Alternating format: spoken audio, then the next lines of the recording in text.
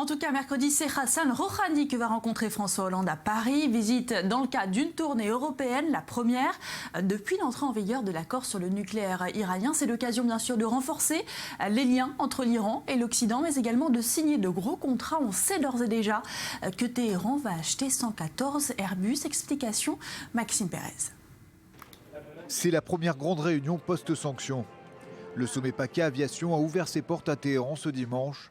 L'occasion pour l'Iran d'appeler les grands constructeurs étrangers à investir dans l'aéronautique, un marché particulièrement juteux. Nous sommes prêts à créer une atmosphère pour toutes les entreprises qui investissent en Iran, pour qu'elles puissent être en concurrence dans la région et dans le monde.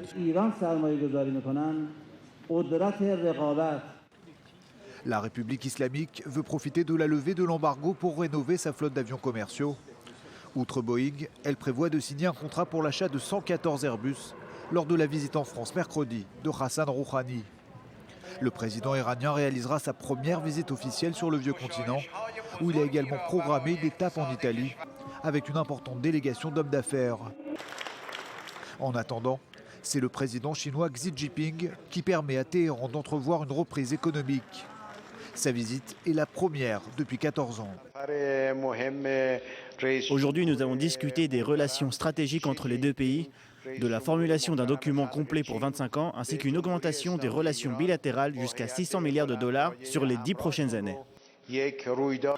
Un partenariat stratégique destiné à ouvrir une nouvelle page entre les deux pays. La Chine avait été l'un des rares pays à afficher son soutien au programme nucléaire iranien et s'était même opposé il y a 10 ans à un recours devant le Conseil de sécurité.